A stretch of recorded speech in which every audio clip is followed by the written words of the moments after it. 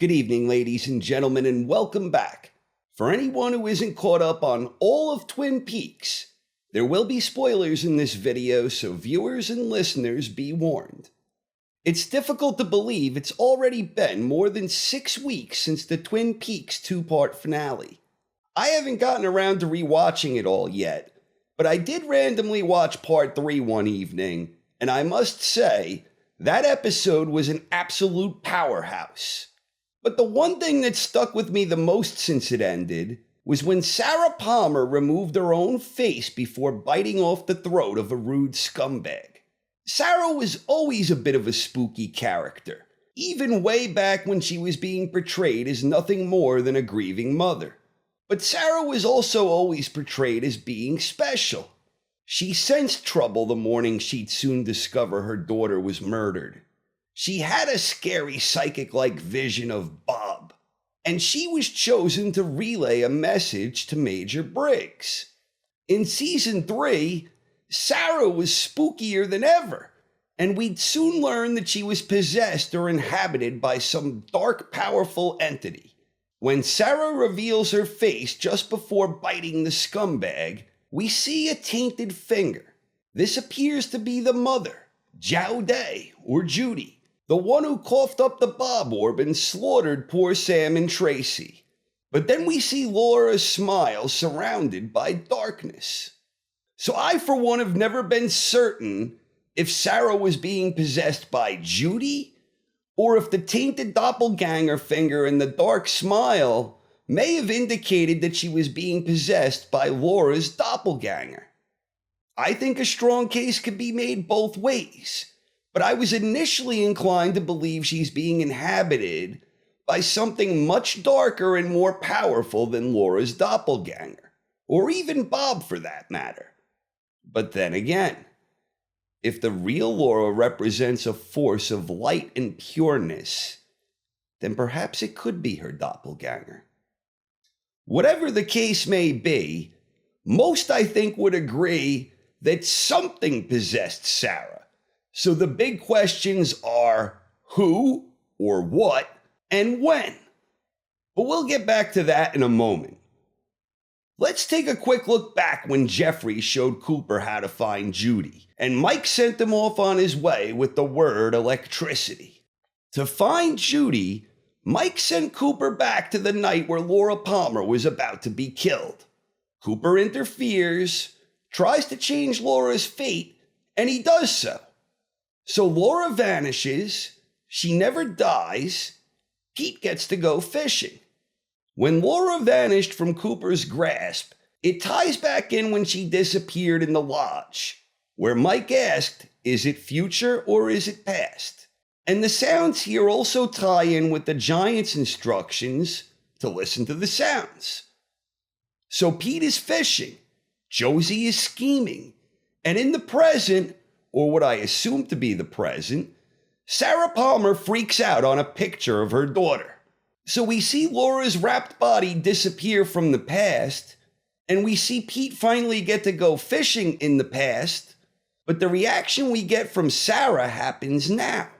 I think it's also worth noting that Lynch made it a point to show us Cooper's doppelganger burning in the Black Lodge. So when the real Dale altered history by interfering with Laura's fate, the past was only partially changed. It seems to have had no effect whatsoever on Lodge entities, meaning Spooky Sarah, Mike, Jeffries, who I assume is some type of entity at this point, Bad Coop, and the firemen, among other Lodge entities. Laura never died. Pete got to go fishing. But somehow, Cooper's doppelganger seems to have still gone through his paces, which shouldn't make sense, because if Laura never died, then FBI Special Agent Dale Cooper never arrives in Twin Peaks, and hence, he never arrives at the Black Lodge.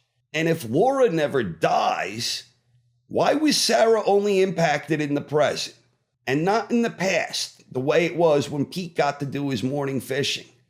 I'm reminded of Philip Jeffries telling Cooper that Cole would remember the unofficial version. I'm not sure why Cole would remember the unofficial version, and I'm not sure why Cole saw a vision of Laura Palmer.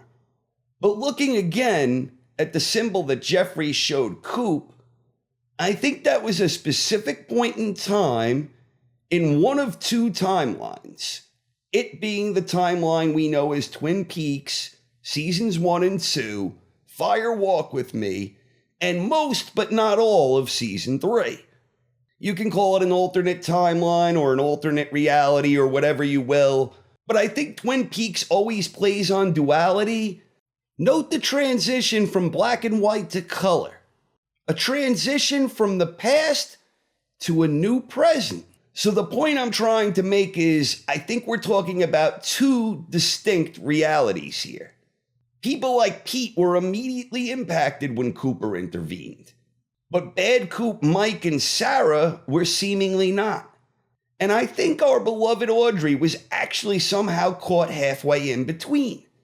And that her pal Billy, he only exists in one of those realities, where I'm starting to finally believe that the Charlie as the therapist theory, I'm starting to think that makes a little more sense now.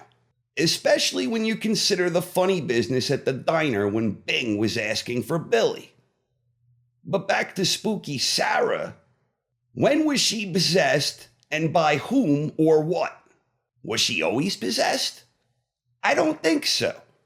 The first time Sarah truly seemed possessed was when she delivered the message to Major Briggs. I'm in the Black Lodge with Dale Cooper. Who's that message from? A lot of people have long believed it was from Wyndham Earl, but I never really bought into that. Earl had just abducted Briggs, and I really don't see what motivation he'd have for informing Major Briggs of anything, and especially by using Sarah as a relay. That never made sense to me. So who could it have been? Could it have been Judy? And could this be the moment when Judy possessed Sarah? I don't think so. If this was when Sarah became possessed, I'm inclined to believe that a more likely scenario is Laura's doppelganger escaped the lodge and seduced Sarah in a way not unlike when Bob first seduced Leland. What about Mike? Or the fireman? Or Philip Jeffries? I always thought the message was a friendly one, from someone that Briggs knew and trusted and confided in. We know Briggs believes he was in the White Lodge, so could that be connected? Or could it have been someone like Dougie Milford? It is said that he handpicked Major Briggs as his successor.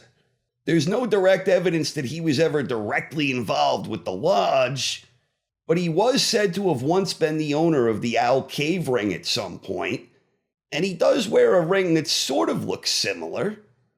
Could it perhaps have had something to do with the Philip Jeffries imposter who wants to be with Bob again, whoever the hell that might be? Or could it have been Laura Palmer herself? If Laura's doppelganger is what's inhabiting spooky Sarah, then I think it probably must have happened around the time Cooper first entered the Black Lodge in search of Earl and Annie. That somehow Laura's doppelganger escaped, seduced Sarah, and then acted as a parasite like Bob before her. Since we now know Laura's essence was manufactured by the fireman in response to Bob, it's not inconceivable that Laura's doppelganger would be immensely dark and powerful. And if it isn't Laura's doppelganger in there, then it must be the mother, which to me means the moment of possession must have somehow happened shortly after the mother slaughtered poor Sam and Tracy. But why would the mother do that? Why choose Sarah? I'm increasingly becoming inclined to think that spooky Sarah isn't affiliated with the mother at all, but rather her daughter Laura's doppelganger. Lynch showed us the tainted finger, which Cole explained to Tammy was the spiritual finger, suggesting a doppelganger. And then they showed Laura's smile surrounded by darkness before she bit that poor scumbag's throat. I think that's a clue. And I think it makes a lot more sense that Sarah was seduced by her daughter's doppelganger rather than by the mother of all evil. And then there's the connection of Sarah and Laura, of them being the only two characters removing their faces. When Laura exposed her inner essence, it was a pure bright light radiating goodness. And when Sarah exposed hers, it was dark and twisted and horrifying. Cooper is clearly trying to reunite the essence of Laura with Sarah. But why? Is this the two birds with one stone?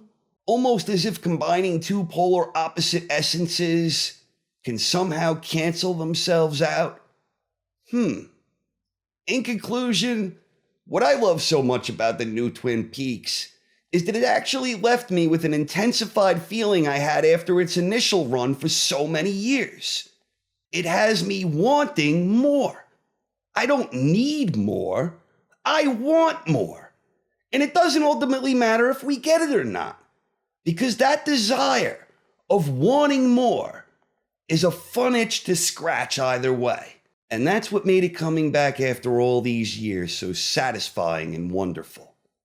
That's all I got for now. Thank you for watching, everyone, and have a wonderful night.